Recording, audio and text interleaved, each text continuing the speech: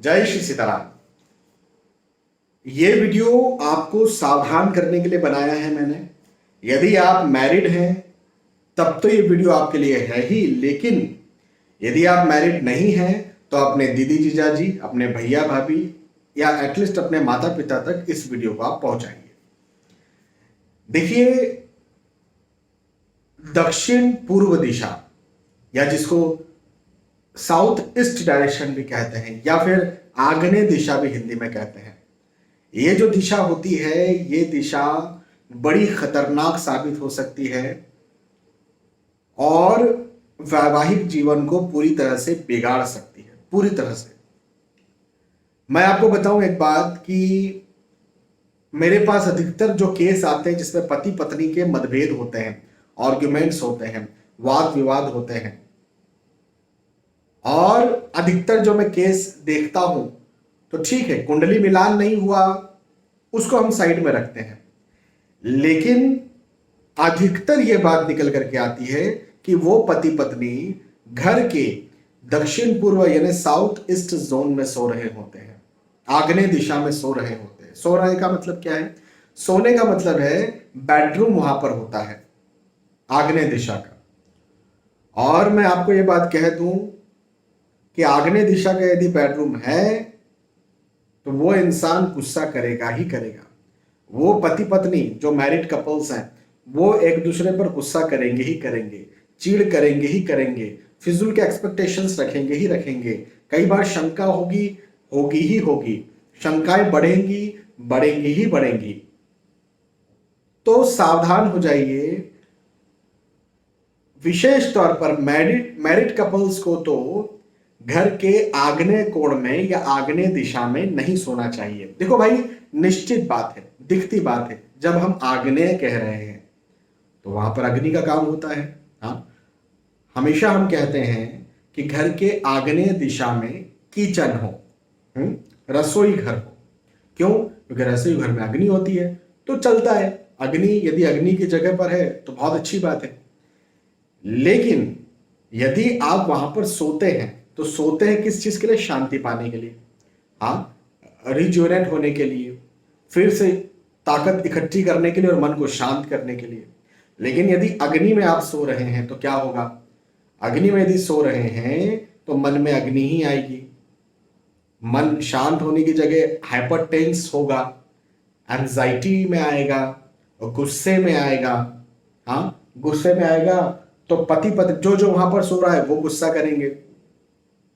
तो पति पत्नी यदि वहां पर सो रहे हैं तो दोनों के दोनों गुस्सा करेंगे, और दोनों गुस्सा करेंगे तो वैवाहिक जीवन नहीं बिगड़ेगा फिर। क्योंकि मुख्य, यदि कोई एक व्यक्ति गुस्सा करता है दूसरा करेगा, दूसरा करता है तो पहला करेगा, और करेगा तो फिर मतभेद होंगे, आर्ग्यूमेंट्स होंगे, और एक समय में जाकर के अलगाव हो जाएगा, डाइवोर्स हो जाएगा। तो आप इस बात का जरूर ध्यान रखें, और विशेष तौर पर मैरिड कपल्स को आप ये बात बताएं। और यदि आप मैरिड हैं तो अभी चेक कीजिए, कहीं आग्नेय दिशा में तो हम नहीं सोते हैं। जब आप सोते हैं तो बेडरूम कहाँ होना चाहिए? अब मैंने ये तो कह दिया कि आग्नेय में मत सोइए, लेकिन सोए कहाँ? कौन सी बहुत अच्छी दिशा है? तो देखिए, बहुत अच्छी जो दिशा है वो तो दक्षिण दिशा, एग्जैक्ट साउथ। यदि हम कंपास से देखें ना तो घर के बीचों बीच यदि हम खड़े हो जाए कंपास से देखें तो 180 डिग्री को हम एग्जैक्ट साउथ डायरेक्शन कहते हैं।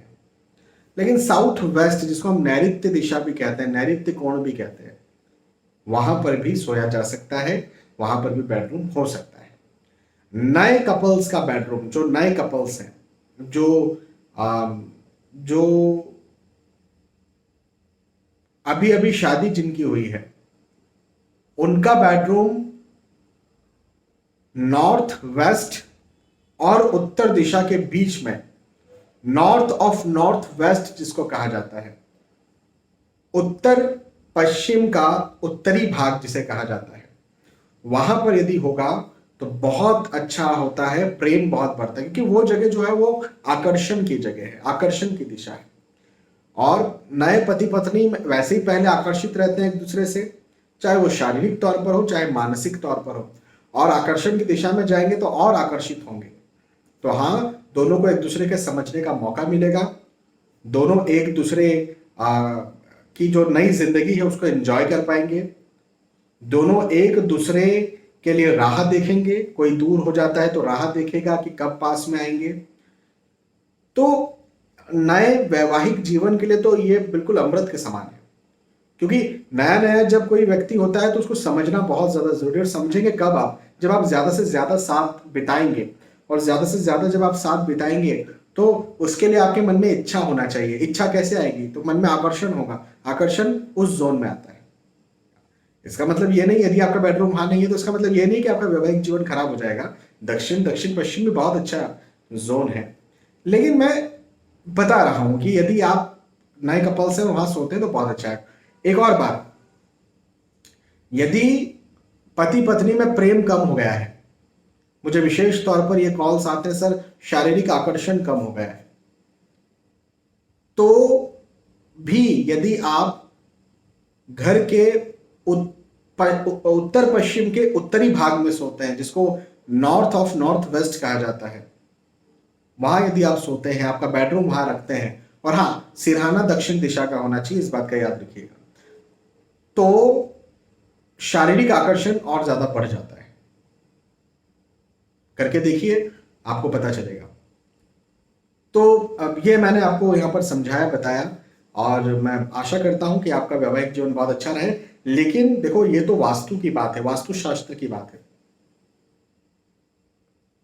यदि